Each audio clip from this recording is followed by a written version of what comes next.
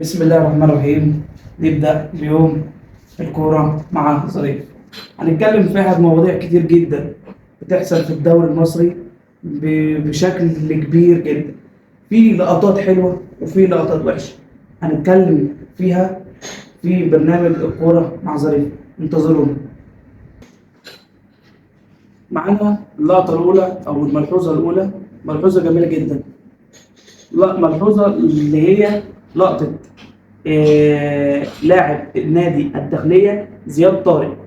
لقطة جميلة جدا بنشوفها يعني شفناها كتير برضو الأيام اللي فاتت، فهنشوف اللقطة ونرجع لكم.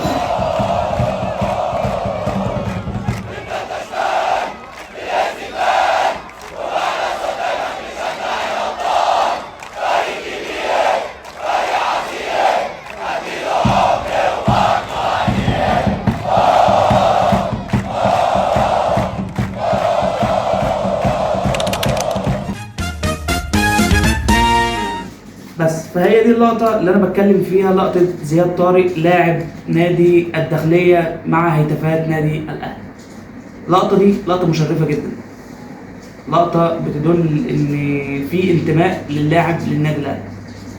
لاعب يعني أي حد في المكانة بتاعته بيبقى عنده روح، بيبقى عنده روح جميلة جدا في اللي هو بيعمله. فدي لقطة مشرفة جدا جدا جدا للنادي الأهلي من لاعب النادي الداخلية زياد طارق مع مشجعي نادي الأهلي. النقطة الثانية وهي نقطة بجد بجد يعني من أحسن الحاجة اللي الواحد شافها. مش شرط أيا كان إن اللاعب ده زملكاوي أو أهلاوي، فلو زملكاوي يبقى هو عمل حاجة حلوة يبقى الحاجة دي وحشة، لا، هو زملكاوي هو أهلاوي عمل الحاجة دي حلوة، الحاجة دي جميلة جدا. في لقطة هنشوفها دلوقتي مع مصطفى شلبي لاعب نادي الزمالك.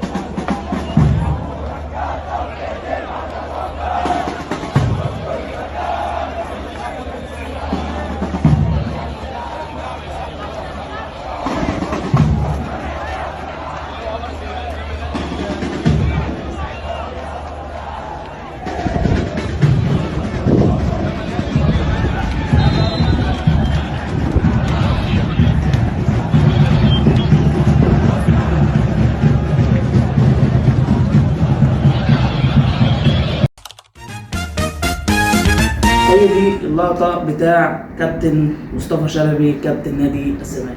لقطة مشرفة جدا يدل عن الروح للانتماء للجماهير، ودي نقطة حلوة أوي. لاعب شاف إن واحد من أحد الجماهير نادي الزمالك تعبان في المدرجات، جري من عند دكة البدلاء راح له، فضل واقف معاه لحد ما راح لعربية الإسعاف. دي حاجة مشرفة جدا. سيبك بقى ان هو زملكاوي، ناس كتير اهلاويه ان هو زملكاوي ليه يعمل كده، لا لا لا، ده اخلاقه مش عارف ايه. لا يا حبيبي، لا يا باشا، لا حضرتك، ما هو مش كده. ما هو مش اي حد نتكلم يعمل اي حاجه اذا كان اهلاوي ولا زملكاوي، حتى لو الحاجه حلوه ونرجع نقول لا دي مش حلوه، لا طبعا. بس فهي حاجه مشرفه جدا من كابتن مصطفى شلبي. النقطه الخامسه اللي بنتكلم فيها النهارده بيان من المتحدث الرسمي لنادي الزمالك استاذ احمد سالم. بيتكلم في نقطه بقى الدربكه اللي حاصله في الدوري، اللي هو مش هيلعب الماتش خالص بتاع النادي الاهلي، الماتش المقبل لحاجات كتير حصلت، لتاجلات، لان مفيش نظام في الدوري. جيبها لك من الاخر، مفيش لجنه رابطه الانديه، مفيش نظام، مفيش قواعد، مفيش اي حاجه تثبت، مفيش سيستم يمشوا عليه، مفيش لترتيب الدوري. مفيش حاجه اسمها اللي اجل لفريق 11 و12 ماتش و13 ماتش في الدوري. الدوري الانجليزي ما بيعملش كده، كل الدوريات اللي في العالم ما خلصت الدوريات بتاعتها الا الدوري المصري. ما احنا مش كده، مش هنفضل كده على طول. يقول لك لا المره الجايه تتظبط والمره الجايه اللي بعدها تتظبط، ومفيش حاجه بتتم ولا حاجه بتحصل. يا باشا انت اعمل سيستم، اعمل، حط النقط على الحروف. الف الف الف ب ب ت ت، خلاص يا باشا حط النقط على الحروف وظبط الدنيا. ما هو مش هنقعد كل شويه في الدوامه دي يا باشا. ان الدوري الانجليزي بعد 48 ماتش من اي بطوله انت بتلعبها بتنزل تلعب ماتش، تنزل تلعب ماتشك يا باشا. ما هي الدربكه دي انتوا اللي عاملينها، وفي الاخر نادي الزمالك يعترض ان هو مش عايز يلعب عشان التأجيلات بتاع النادي الاهلي وحوارات كتير. ده ما نضاع سيستم يا باشا عشان ما حدش يتكلم كتير. انا من اسوأ الدوريات اللي احنا بنتكلم فيها من الدوري المصري، يعني في كل الدوريات في الطالع، الدوري السعودي دلوقتي بسم الله ما شاء الله، الدوري الانجليزي، الدوري الاسباني، الدوري المصري في النازل، عشان ما فيش قواعد، مفيش نظام، مفيش سيستم الواحد ماشي عليه. النقطة السادسة اللي احنا هنتكلم فيها في برنامج كابتن ابراهيم فايق. بيتكلم احد الكباتن في برنامج كابتن ابراهيم فايق، مع ان كابتن ابراهيم فايق مش معترض جدا عن الموضوع ده، بيتكلم في تشفير الدوري المصري. رد احد التعليقات على برنامج الكورة مع فايق ان هو مش هيدفع فلوس في دوري ما فيهوش نظام، في دوري ما مش عارف ايه. كل التعليقات اللي جت كانت تعليقات سلبيا مش ايجابيه عن الموضوع ده. بصراحه كابتن ابراهيم فايق طلع وقال لا انا مش مع تشفير الدوري تماما، وبصراحه قرار حلو من كابتن ابراهيم فايق على الملحوظه اللي هو قالها دي، واشجعه بصراحه. رقم 7 وهي ترتيب الدوري. ترتيبات الدوري اللي هي مش متنظمه صح، واللي بيلعب دور اول مش عارف بيلعب دور تاني، والزمالك زعلانين ومش هيلعبوا الماتش، وزي ما حكيت حضرتكم في الملحوظه بتاع رقم 6 اللي هي بتاع المتحدث الرسمي باسم نادي الزمالك عن اللي هو اللخبطه اللي حاصله. وفي حاجه تاني برضو نادي الزمالك في ماتش المصري عايز يحط كابتن الغندور وابراهيم نور والبنا في تحقيق. ما هو حقه يا بيه، حقه يا باشا، حقه طبعا. انت هنا كحكم فار معاك 2 في حكام الفار، معاك 2 في الاوضه بتاعه الفار. كوره خلاص طلعت يا باشا، كوره طلعت خلاص. هو قبل ما يلعب الكوره يا باشا اللاعب داير المحمدي داخل في قلب ال 18 ايا كان يا باشا، هي دخلت وقفت على الخط ما اتحسبتش، بس انت يا باشا بترجع للفار لا الكوره دي تعاد واضحه زي الشمس. حقهم اللي هم يتكلموا، وكذا كوره وهكذا على كده.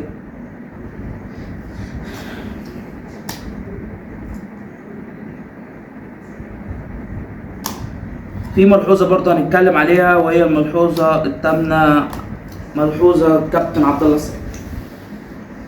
في فيديو هنروح نشوفه مع حضراتكم ونرجع تاني. فيديو لعبد الله السعيد بعد المباراه لما خد رجل المباراه.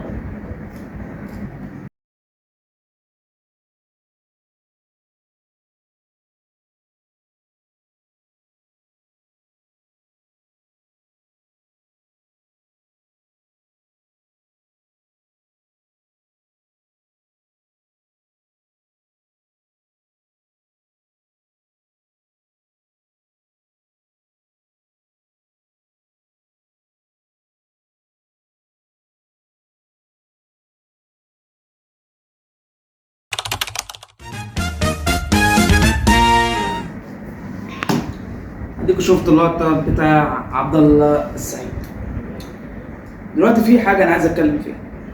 هو رجل المباراه بتتخذ بناء عليه عشوائي بالحب، انت حبيبي، انت لعيب مشهور، انت مش عارف ايه. لا ما هو مش كده، لازم تتحط هنا حاجه. يعني يا ترى هي بتيجي مثلا زي بالارقام ولا مش عارف هي بتيجي ازاي بصراحه، انا مش عارف اشرحها. عشان اللقطه كذا لقطه اللي بتحصل دي يبقى كابتن قفشه عنده حق لما قال لك هي بتتاخد كده عشوائي برقاوي اي حاجه يا باشا بالحب يلا بتمشي. الو اديله مش عارف ايه، لا يا باشا ما ينفعش. لازم كده تكون محاطط ده، دي لازم يتعملها زي سيستم، لازم تعملها زي سيستم. لازم حاجات. لا رجل المباراه بياخد رجل المباراه بناء عن واحد مثلا تحركه في الملعب، رقم 2 اذا كان جاب اهداف ولا لا، رقم 3 مش عارف ايه، وبتجمع ده كله في اخر المباراه وبيشوف مين اللي يستحق. شوف مين اللي يستحق رجل المباراه، ما بتتاخدش كده عشوائي بركاوي. فمش عارف والله اقول لكم ايه. رقم 8 هنتكلم فيها قرار لجنه رابطه الانديه استاذ سياده اللواء ثروت سويلم، لما بيتكلم في بيقول لك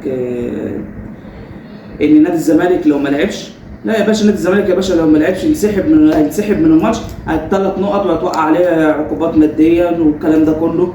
فيعني انا معاك يا سياده اللواء ثروت في الحوار ده، بس انت عاملين كده من الاول. ما هو زي ما قلت في بدايه الحلقه، مفيش سيستم ومفيش نظام اللي احنا نعمل الكلام ده، نظبط الدوري ومفيش مؤجلات ومفيش الكلام ده كله عشان ما يحصلش الدربكه دي كلها في الدوري. ما انت لو في بند واثنين وثلاثه واربعه وواحد واثنين زائد كده، خلاص 1 زائد 1 بتساوي 2 يا باشا. زي ما بتكلم في كده، انا بقى الحوارات دي كلها يعني 80% من رابطه الانديه. الو يا باشا، الو والله انا عايز اجل مباراتين 3 كده، انا بلعب في افريقيا وبلعب مش عارف ايه. سيبك بقى يا باشا من ليه اهلي وزمالك، لا يا باشا احنا بنتكلم في الجد. كل دوريات العالم خلصت الا الدوري بتاعك لسه شغال لحد دلوقتي، لسه بتلعب في الدور الاول. تعرف انت لسه ما عندك ماتشات مأجله من الدور الاول ولسه ما دخلتش في الدور الثاني.